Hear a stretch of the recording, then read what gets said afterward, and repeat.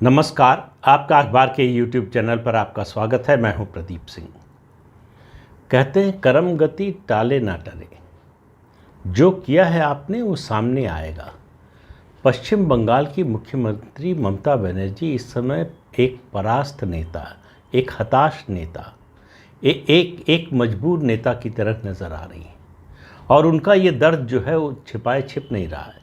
हालांकि उन्होंने केंद्रीय एजेंसियों की मनमानी या कहें उनके दुरुपयोग के खिलाफ दूसरी बार विधानसभा में प्रस्ताव पास कराया, लेकिन उसका कुछ असर हो नहीं रहा है, उसका कोई लाभ उनको मिल नहीं रहा है। वो जिस मुद्दे से ध्यान हटाना चाहती हैं लोगों का हट नहीं रहा है। और उनका दर्द सामने आया जब उन्होंने श्री अरविंद की 150वीं जयंती पर अलीपुर कोर्ट में परिसर में आयोजित एक उनके 150वीं जयंती पर बोलते हुए उन्होंने एक कार्यक्रम में बोलते हुए कहा कि वहाँ पर वरिष्ठ वकील और न्यायाधीश भी बैठे हुए थे। उन्होंने कहा लोगों की नौकरी मत लीजिए, उनके परिवार होते हैं, परिवार को सज़ा मिलती है। उन लोगों की गलती ये है कि वो एक विशेष परिस्थिति में फंस गए हैं। जिन लोगों की नौकरी गई है उनके बारे में बात करें। और किन लोगों की नौकरी गई है? हाई कोर्ट ने 3000 लोगों को नौकरी से बर्खास्त कर दिया है। ये कौन लोग हैं? जो रिश्वत देकर तृणमूल कांग्रेस के नेताओं को, जिन्होंने नौकरी हासिल की थी, जो योग्यता पर खरे नहीं उतरते थे, अयोग्य लोग थे, भ्रष्टाचार के जरिए उनको योग्य बनाया गया और नौकरी दी गई। अब ममता बनर्जी को इस बात की चिंता नहीं है कि वो जो 3000 अयोग्य लोग हैं, उन्होंने योग्य लोगों का रास्ता रोका। योग्य लोगों को, जो डिज़र्विंग थे, उनको नौकरी नहीं मिली। और जो डिज़र्विंग थे, नॉन टीचिंग स्टाफ की तो बात अलग है, जो टीचिंग स्टाफ है उसमें उन्होंने इसकी भी चिंता नहीं की कि बच्चों का भविष्य क्या होगा। जो पढ़ाने में सक्षम नहीं है, अगर उनको शिक्षक की नौकरी मिल रही है तो वो बच्चों का भविष्य क्या बनाएंगे? तो ये सब नहीं सोच रही ममता बनर्जी। ममता बनर्जी की नज़र पंचायत चुनाव, फिर लोकसभा चुनाव और उसके बाद विधानसभा चुनाव पर है। उनको लग रहा है कि भ्रष्टाचार के खिलाफ जो प्रधानमंत्री नरेंद्र मोदी की लड़ाई चल रही है, अभियान चल रहा है, उसका उन्हें सबसे ज़्यादा नुकसान हुआ है। तो वो सिमट गई हैं, एक खोल में सिमट गई हैं। राष्ट्रीय राजनीति की महत्वाकांक्षा छोड़ दी है, पार्टी के एक्सपेंशन का प्लान छोड़ दिया है, विपक्ष के साथ खड़े होना छोड़ दिया है। विपक्ष ने बुधवार को ईडी दफ्तर के सामने जाकर, ईडी दफ्तर में जाकर मेमोरेंडम देने का फैसला किया था, जिसे दिल्ली पुलिस ने रोक दिया, नहीं जाने दिया। उस दल में विपक्षी दलों के तृणमूल कांग्रेस शामिल नहीं थी। तो कांग्रेस पार्टी ने तंज किया कि ईडी से डर कर ममता बनर्जी ने प्रधानमंत्री नरेंद्र मोदी के सामने सरेंडर कर दिया है। ये सब आरोप वो सुन रही हैं। और ये सब आरोप उन्हें क्यों सुनना पड़ रहा है और वो उनकी मनस्थिति क्या है, इसका अंदाज़ा इससे लगाइए कि उनके करीबी नेता पार्थ चटर्जी कई महीने से जेल में हैं। अनुव्रत मंडल जो है, उनके दाहिने हाथ माने जाते थे, वो जेल में है, अब ईडी की कस्टडी में है। उसके अलावा प्राइमरी शिक्षा बोर्ड के अध्यक्ष और टीएमसी के विधायक माणिक भट्टाचार्य, वो भी गिरफ्तार हो चुके हैं। 2 युवा नेताओं की गिरफ्तारी के बाद उनको पार्टी से निकालना पड़ा है। और कौन है ये 2 युवा नेता? एक है शांतनु बनर्जी और दूसरे हैं कुंतल घोष। ये दोनों नेता उनके भतीजे अभिषेक बनर्जी के करीबी माने जाते हैं। पार्थ चटर्जी और अनुव्रत मंडल और दूसरे नेता जो गिरफ्तार हुए हैं, वो ममता बनर्जी के करीबी माने जाते थे। तो ये ममता बनर्जी के जो सूबेदार हैं, वो जो है युद्ध के क्षेत्र में खेत हो रहे हैं, यानी गिरफ्तार हो रहे हैं भ्रष्टाचार के आरोप में। वो जो पार्थ चटर्जी के यहाँ से नोटों का जखीरा मिला, वो जो दृश्य दिखाई दिया लोगों को, उसने जो भी थोड़ा बहुत benefit of doubt Mamata Banerjee को मिल सकता था, उसकी संभावना ख़त्म कर दी। ममता बनर्जी को समझ में आ रहा है कि इसका असर क्या होने वाला है। जो 2016 और 2021 में भ्रष्टाचार का, उनके खिलाफ भ्रष्टाचार का आरोप, उनकी सरकार के खिलाफ भ्रष्टाचार का आरोप राजनीतिक मुद्दा नहीं बना, वो समझ रही हैं, वो ज़मीनी राजनीति करती हैं, इसलिए समझ रही हैं कि इस बार वो मुद्दा बनने जा रहा है। और मुद्दा इसलिए नहीं बनने जा रहा है कि बीजेपी उसको बनाने की कोशिश कर रही है, ज़ोर शोर से उठाने की कोशिश कर रही है। मुद्दा बन रहा है इसलिए, जो उन्होंने उस सभा में भी कहा, 2 युवकों ने आत्महत्या कर ली है, जिनको नौकरी से बर्खास्त किया गया, जो योग्यता नहीं रखते थे फिर भी नौकरी मिली थी। 5 लाख से 15 लाख की रिश्वत देकर इन लोगों ने नौकरी ली थी।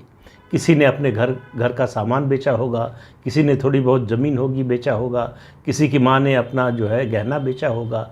इस तरह से नौकरी हासिल की और वो नौकरी चली गई, तो उनके जीवन में अंधेरा है। जो लोग योग्य थे उनको लग रहा था कि हम जो है सारे क्राइटेरिया को फुलफ़िल करते हैं, सारी योग्यता है और हमको मिलना चाहिए। वो लोग जब रिज़ल्ट आया उसके बाद से अवसाद में हैं, डिप्रेशन में हैं।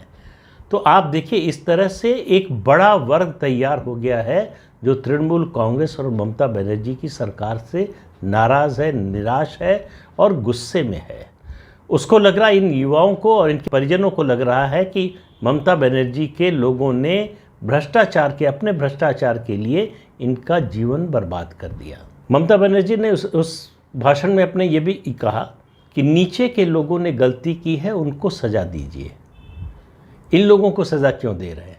इनको एक और मौका दीजिए कि वो परीक्षा देकर पास हो सके, अपनी योग्यता साबित कर सकें। सवाल ये है कि उन लोगों के अवसर का क्या होगा जो योग्य हैं।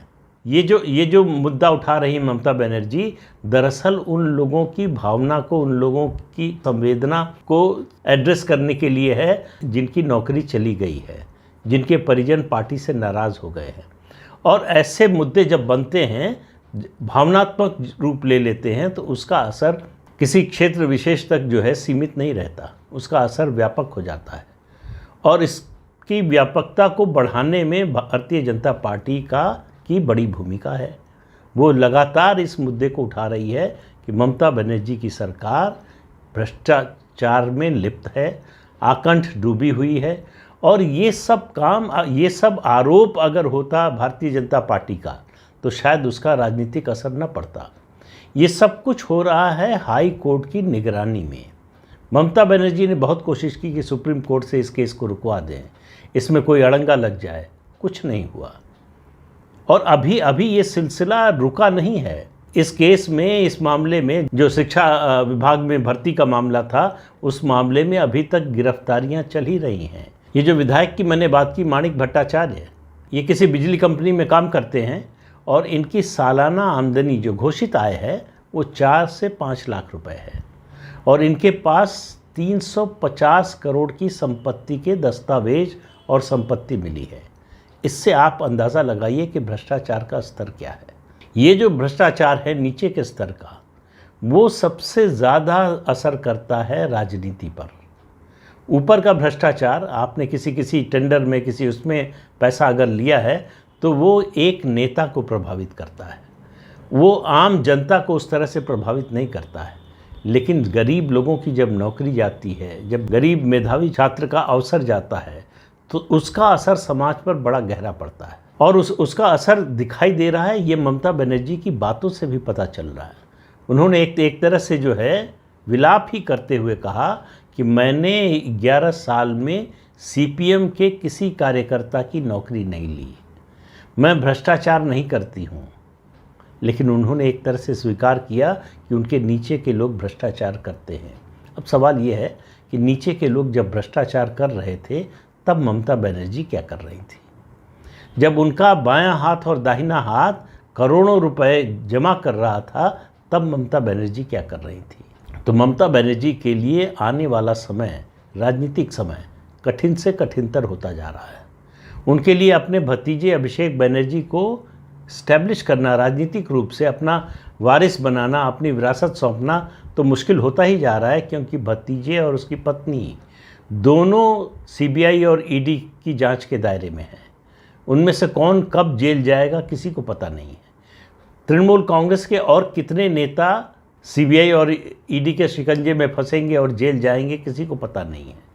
जब इन लोगों का कन्विक्शन शुरू होगा, और मुझे लगता है कि इसमें इतना समय नहीं लगेगा कि अगला विधानसभा चुनाव निकल जाए। अगला विधानसभा चुनाव 2026 में होने वाला है। उससे पहले इनमें से बहुत सारे नेता कन्विक्ट हो जाएंगे, यानी इनको सज़ा मिल जाएगी। सज़ा मिलने के बाद उनका बचाव करना, जब तक आरोप की स्थिति रहती है तब तक ये आरोप लगाना आसान होता है कि ये पॉलिटिकल वेंडेटा है, बदले की भावना से हो रहा है, एजेंसियों का दुरुपयोग हो रहा है। पूरे देश में जितने भ्रष्टाचार के आरोपी नेताओं के खिलाफ जांच चल रही है, सबका एक ही जवाब है, एक ही आरोप है कि केंद्रीय जांच एजेंसियों का दुरुपयोग हो रहा है, उनसे राजनीतिक बदले के तहत उनके खिलाफ कार्रवाई हो रही है। लेकिन इससे अदालत की कार्रवाई पर कोई असर नहीं पड़ता, इससे अदालत की सेहत पर कोई असर नहीं पड़ता। अदालत को मतलब सिर्फ इस बात से होता है कि जांच एजेंसी सबूत क्या लेकर आई है। अगर जांच एजेंसी सबूत लेकर आई है तो आपका दावा कुछ भी हो, आपको सज़ा मिलेगी। और इसी बात से ममता बनर्जी ज़्यादा डरी हुई हैं। उनको लग रहा है कि जिस तरह से सीबीआई और ईडी काम कर रहे हैं, जिस तरह से सबूत जुटा रहे हैं, एक के बाद एक जिस तरह के दस्तावेज मिल रहे हैं, जिस तरह की गवाहियां आ रही हैं। अनुव्रत मंडल के मामले में ही अभी एक दिन पहले उनके चार्टर्ड अकाउंटेंट को जो है ईडी ने गिरफ्तार कर लिया। कई घंटे की पूछताछ हुई, पूछताछ के बाद गिरफ्तार कर लिया गया। सीबीआई उनकी बेटी से पूछताछ कर चुकी है, अब ईडी पूछताछ करने वाली है। बेटी भी गिरफ्तार हो सकती है। बेटी ने सीबीआई की पूछताछ में कहा था कि मुझे कुछ ज़्यादा मालूम नहीं, पिताजी को सब मालूम है। अब हो ये रहा है कि इन सारे घोटालों में टीएमसी के नेताओं के खिलाफ फंदा जो है वो कसता जा रहा है, और जितना फंदा कसता जा रहा है उतना ही विपक्ष आक्रामक होता जा रहा है। तो एक तरफ विपक्ष के आक्रमण का जवाब देना है, दूसरे जो साथी हो सकते थे उनसे अलगाव और उनकी आलोचना का जवाब देना है, और उसके साथ साथ मतदाताओं को जवाब देना है। राजनीति में सबसे ज़्यादा जवाबदेही नेता की जनता के प्रति होती है। उसको बताना है कि जो ये निकल रहा है पैसा, ये कहाँ से निकल रहा है। इसकी जानकारी ममता बनर्जी को नहीं थी, इन लोगों ने ममता बनर्जी को धोखा दिया। ये ममता बनर्जी के लिए साबित करना दिन पर दिन मुश्किल होता जा रहा है। पिछले आरोपों के समय 2016 में भी और 2021 में भी उन्होंने पल्ला झाड़ लिया था कि उनका सीधा नाता नहीं है। उन्होंने कई योजनाओं के मामले में जो है एक्शन भी लिया था। लेकिन अभी तो ये सब कहिए कि जो हो रहा है शुरुआत जैसा है। अभी प्रधानमंत्री आवास योजना में कई लोग जेल जाने वाले हैं। जो सीएजी की रिपोर्ट आई है उसके आधार पर जो जांच हो रही है उसमें गिरफ्तारियां होने वाली हैं। तो ममता बनर्जी को उनकी पार्टी और उनके नेताओं, उनके कार्यकर्ताओं का भ्रष्टाचार ले डूबा, या कहें ले डूबेगा। राजनीति में डूबने का क्रम थोड़ा लंबा चलता है, अचानक नहीं होता। पानी में डूबने जैसा, नदी में डूबने जैसा नहीं होता कि एकदम से आप नीचे चले जाएं। तो ये सिलसिला थोड़ा लंबा खींचता है, और जितना खींचता है उस पर जो जनमानस बनता है, जो जनभावना बनती है, वो पार्टी के लिए और नेता के लिए सबसे नुकसानदेह होती है। क्योंकि एक के बाद एक केस आने के बाद समझाना लोगों को मुश्किल होता है कि ये सब बदले की कार्रवाई में से हो रहा है। क्योंकि बदले की कार्रवाई से केंद्र सरकार काम कर सकती है, केंद्रीय एजेंसियों पर आप आरोप लगा सकते हैं, लेकिन आप अदालत पर ये आरोप नहीं लगा सकते। जब अदालत के आदेश से जांच होती है, अदालत के आदेश से गिरफ्तारी होती है और अदालत के फैसले से सज़ा होती है, तब लोग उस पर विश्वास करने के लिए तुरंत तैयार हो जाते हैं। और वैसे भी मेरा हमेशा मानना है कि भ्रष्टाचार के आरोप या इस तरह के आरोपों में जनता कानून की अदालत से पहले फैसला कर लेती है। उसको समझ में आ जाता है कि कौन सही है कौन गलत है, और वो सही गलत का जो फैसला करती है वो ज़्यादातर मामलों में उसका जो है फैसला सही ही होता है। उसको समझ में आता है कि राजनीतिक लोग जो बोल रहे हैं और जो वास्तविकता है उसमें कितना फ़र्क है। तो ममता बनर्जी के बहुत बुरे दिन शुरू हो गए हैं और बुरे दिन आने वाले हैं, और उनको समझ में नहीं आ रहा है कि इससे निकलने का रास्ता क्या है। विपक्ष के आरोप का, विपक्ष के हमले का जवाब देने में पूरी तरह सक्षम है, लेकिन अपने लोगों के भ्रष्टाचार का, अपने लोग जो डुबो रहे हैं उनकी नैया, उसका उनके पास कोई जवाब सूझ नहीं रहा है। कितने लोगों के खिलाफ कार्रवाई करें? अगर वो भ्रष्टाचार के खिलाफ कार्रवाई शुरू कर दें टीएमसी में तो पूरी पार्टी खाली हो जाएगी। तो ये जो भ्रष्टाचार का तंत्र खड़ा किया इतने सालों में, वही उनके गले की रस्सी बन रहा है, उनके गले का फंदा बन रहा है। तो इस अंक में इतना ही। अगले अंक में फिर मिलेंगे किसी नए मुद्दे के साथ। तब तक के लिए अनुमति दीजिए। आपसे अनुरोध है कि ये चैनल देखिए, शेयर कीजिए, लाइक कीजिए और सब्सक्राइब ज़रूर कीजिए। नमस्कार।